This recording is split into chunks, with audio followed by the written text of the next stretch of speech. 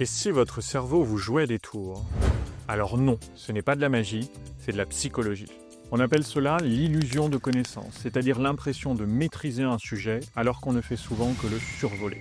Avec l'intelligence artificielle, ce piège n'a jamais été aussi fort. Nos élèves peuvent désormais générer en quelques secondes un devoir bien structuré et rédigé. Mais derrière cette magie apparente, il n'y a parfois aucune compréhension réelle. Plutôt une externalisation de la pensée sortie trop facilement du chapeau sans que l'on soit toujours en mesure de l'expliquer ou de la justifier. Dans ce nouveau contexte technologique et culturel, notre rôle d'enseignant consiste aussi à apprendre aux élèves à s'emparer de ces nouveaux outils. Non pas comme un substitut à leur travail personnel, mais comme un levier pour approfondir et renforcer leurs apprentissages. Je suis Michael, professeur d'histoire-géographie et formateur. Dans cette vidéo, je vais vous montrer 3 façons concrètes d'utiliser l'IA pour qu'elle devienne un véritable allié de vos élèves sans qu'ils ne tombent jamais dans le piège de l'illusion. L'une des plus grandes craintes que nous, enseignants, avons vis-à-vis de l'intelligence artificielle, c'est que nos élèves perdent petit à petit leur capacité à écrire. Sam Altman, le créateur de ChatGPT, a d'ailleurs décrit son invention comme une calculatrice pour les mots. Cette comparaison est intéressante car quand les calculatrices sont arrivées dans les cartables des élèves, certains ont pensé que ce serait au détriment des compétences en mathématiques. Et pourtant, une méta-analyse publiée en 2003 montre exactement l'inverse. Lorsque la calculatrice est intégrée à l'enseignement, les élèves résolvent plus facilement les problèmes. Ils gardent leur savoir-faire de base, mais ils se concentrent davantage sur la compréhension des concepts. Et si, avec l'IA, on pouvait faire la même chose pour l'écriture et l'argumentation? Et si, plutôt que de laisser l'IA rédiger à la place de nos élèves, on les aidait à l'utiliser pour penser, structurer et défendre leurs idées? Concrètement, il existe des manières très simples pour transformer ces outils en véritables partenaires de réflexion afin d'aider vos élèves à trouver les mots justes pour exprimer leurs idées, gagner en confiance pour débattre et argumenter avec d'autres.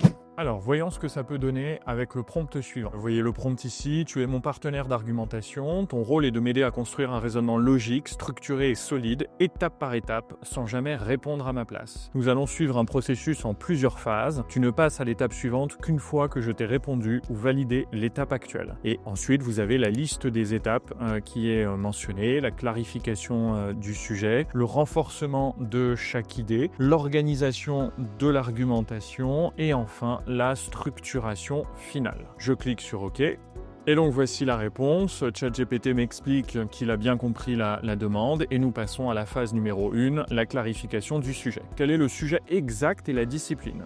Je lui donne mon sujet, comment la Première Guerre mondiale mobilise-t-elle l'ensemble des sociétés européennes au-delà du front militaire? Et je lui précise que je suis un élève en première, âgé d'environ 16 ans. Ce sujet est un sujet d'histoire.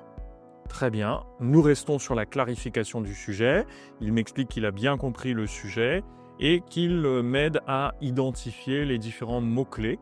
Mobiliser signifie quoi dans ce contexte? Ensemble des sociétés renvoie à quel groupe d'acteurs? Et donc là, le dialogue se met en place avec ChatGPT pour m'aider à analyser les différents termes du sujet. Donc ici, je vais lui expliquer que ensemble des sociétés, je voudrais parler des militaires, des civils, des hommes, des femmes, voire des enfants. Très bien, il m'explique que j'ai identifié un premier axe important qui concerne l'ensemble de la société et pas uniquement les soldats. Et ensuite, la discussion se poursuit pour essayer d'analyser les autres termes du sujet. Et ainsi de suite, jusqu'à l'analyse complète de ce sujet et l'élaboration ensemble d'un plan. Grâce à ce prompt, l'élève dépasse sa peur de mal formuler pour se concentrer sur le fond de sa pensée. Il apprend à structurer ses idées, à mobiliser des arguments et à illustrer son raisonnement par des exemples précis. Mais surtout, il découvre comment justifier ses choix, ce qui lui permet de comprendre vraiment ce qu'il écrit. Un point de vigilance tout de même, invitez toujours vos élèves à ne pas s'arrêter à la première réponse de l'IA. Encouragez-les à poser des questions complémentaires comme « Et si quelqu'un pensait le contraire ?» ou encore « Quels sont les autres points de vue possibles ?» Ces questions simples transforment l'outil en véritable partenaire de réflexion. Elles développent à la fois l'empathie intellectuelle et l'esprit critique. Mais apprendre à argumenter ne suffit pas toujours. Dans un système scolaire encore très largement centré sur l'écrit, il faut aussi apprendre à rédiger avec clarté. Et là encore, l'IA peut devenir un allié précieux pour améliorer la qualité rédactionnelle des élèves. Dans les tours de magie, le lapin blanc ne sort jamais du chapeau par hasard. Il faut un déclencheur, un geste précis, une étincelle. Eh bien pour nos élèves, c'est pareil avec le syndrome de la page blanche. Tant qu'ils ne trouvent pas l'étincelle, rien ne sort du chapeau. L'intelligence artificielle peut alors s'imposer comme une solution de facilité. Elle écrit vite, plutôt bien et quasiment sans effort, même si le contenu est souvent très formaté et impersonnel. Mais quand on sait l'utiliser, elle peut devenir un véritable assistant d'écriture, capable d'aider les élèves à mettre leurs idées en mots. Et c'est ce que je vous propose de faire avec le prompt suivant. Alors, j'ai gardé la même conversation ouverte. Nous sommes toujours en train de travailler sur la Première Guerre mondiale. Et là, je lui donne un prompt qui va lui demander de passer à la phase d'écriture. Oui, je sais, c'est un peu long, mais vous pouvez retrouver ce prompt et tous les autres dans la fiche disponible en description. Et donc c'est parti, il m'explique tout d'abord qu'il a bien compris l'objectif de l'exercice, c'est-à-dire analyser le type de rédaction que je souhaite réaliser. On va ensuite travailler ensemble sur l'élaboration d'un plan. Alors évidemment, puisque nous sommes restés dans la même conversation, il m'explique qu'il a déjà des informations qui sont à sa disposition. Et donc, il me demande désormais de passer à l'action. Dès que tu m'envoies tes réponses aux points 1 et 4, on passe à la vérification de la logique et on affine. Alors, les points 1 et 4, c'est lui rappeler qu'on est bien dans une dissertation. Hop, c'est parti.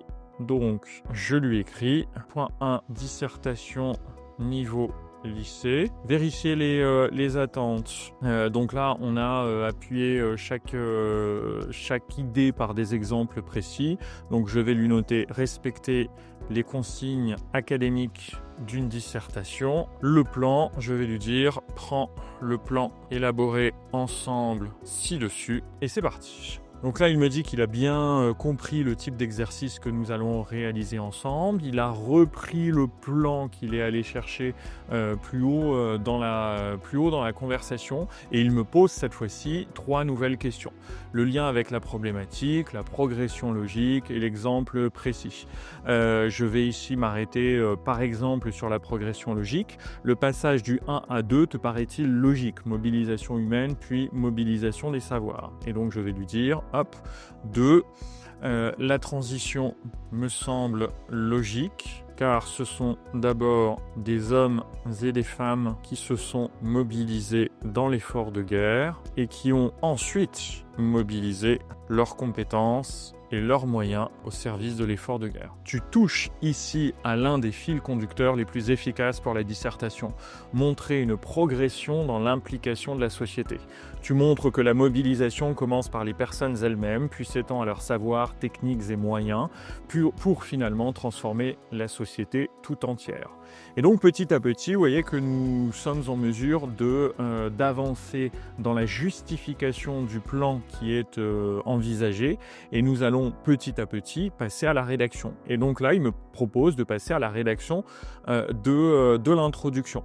Et là, il me donne une petite aide, un petit soutien méthodologique en me rappelant qu'une introduction académique d'une dissertation, c'est une accroche, une présentation, une définition des termes du sujet, une problématique et l'annonce du plan.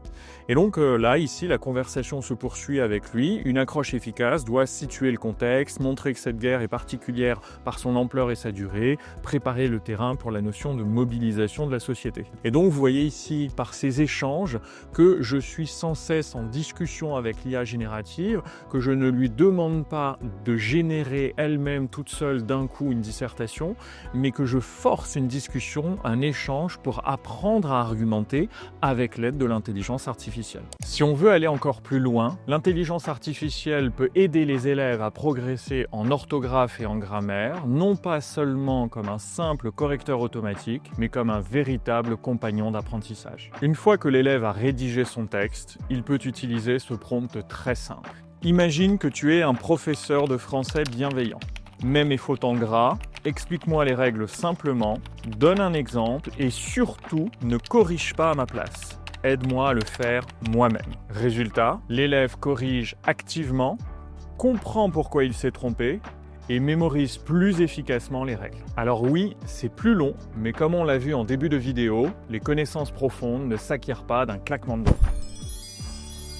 Dans un tour de magie, le plus impressionnant, ce n'est pas le moment où le lapin sort du chapeau, mais tout ce qui vient un peu avant. La préparation, la méthode, la répétition. Et dans l'apprentissage, c'est un peu pareil. Pour que la connaissance soit durable, il faut la pratiquer, la manipuler et la confronter. Et cette fois encore, l'intelligence artificielle peut être très utile en se transformant en tuteur de révision. On peut en effet inviter les élèves à utiliser l'IA comme un tuteur exigeant et bienveillant, capable de tester leur compréhension, de leur poser des questions, mais aussi de les aider à repérer ce qu'ils croient savoir, mais qu'ils ne maîtrisent pas encore tout à fait. Si vous voulez aider vos élèves à réviser de façon autonome, vous pouvez leur transmettre ce prompt conçu pour les guider pas à pas. Alors ici, je suis resté encore une fois dans la même fenêtre et je copie-colle ce prompt que nous allons lire ensemble.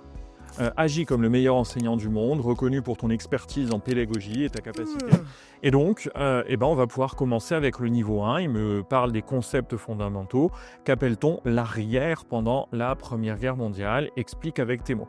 L'arrière est un mot qui qualifie l'ensemble des sociétés qui ne sont pas sur le front ou sur le champ de bataille. Sa réponse, son feedback, il me dit très bien, ta réponse est juste et claire. Et il me donne ensuite quelques compléments en me disant pour enrichir ta réponse, on peut ajouter que l'arrière soutient activement l'effort de guerre par la production, par la propagande, la mobilisation des ressources humaines et matérielles. A few moments later. Alors, on passe ici à une question de niveau 4, mobilisation élargie. L'effort de guerre a aussi mobilisé des populations en dehors de l'Europe continentale.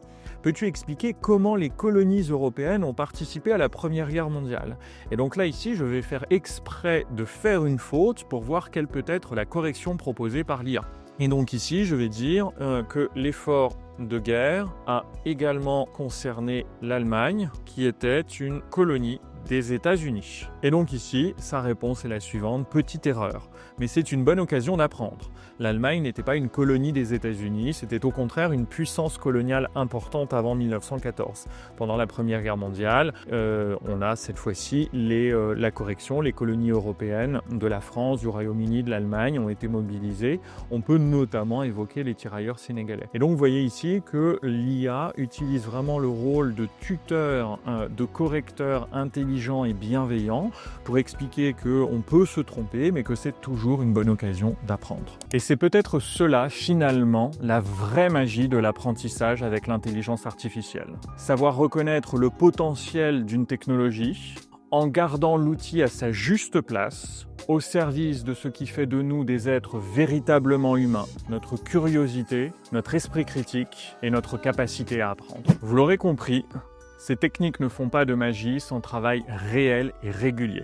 L'objectif n'est pas d'encourager les élèves à utiliser l'IA, mais de les accompagner pour qu'ils sachent quand, comment et pourquoi l'utiliser sans tomber dans le piège de l'illusion du savoir. C'est aussi l'occasion d'apprendre aux élèves à adopter un usage éthique et raisonné de l'intelligence artificielle, à savoir mentionner son aide comme on cite une source, à sélectionner le bon outil avec discernement, mais également à respecter le cadre fixé par l'école. Ce cadre repose sur quelques principes simples. Pas d'usage de l'IA avant la classe de 4e. N'y avoir recours que lorsqu'elle apporte une vraie plus-value. Mentionner si on fait l'usage de l'IA, par exemple avec ce système de Martin Peters. Préférer une solution plus sobre écologiquement quand c'est possible. Et agir dans le respect de la protection des données. Ainsi, l'IA n'est pas utilisée comme une baguette qui ferait à notre place, mais comme un outil au service d'un apprentissage responsable et profondément humain. Et vous, quelle est l'astuce IA qui a vraiment aidé vos élèves? Dites-le nous en commentaire. Merci d'avoir regardé cette vidéo et on se retrouve très bientôt pour d'autres tutos sur être prof. Tellement concentré sur cette phrase. Michael, agis comme un comédien de la comédie française. Il faut l'interpréter là. Voilà. Agis comme un acteur et interprète ton texte. C'est aussi l'occasion d'apprendre aux élèves à utiliser... Ah non. Du coup, c'est raté pour cette fois-ci.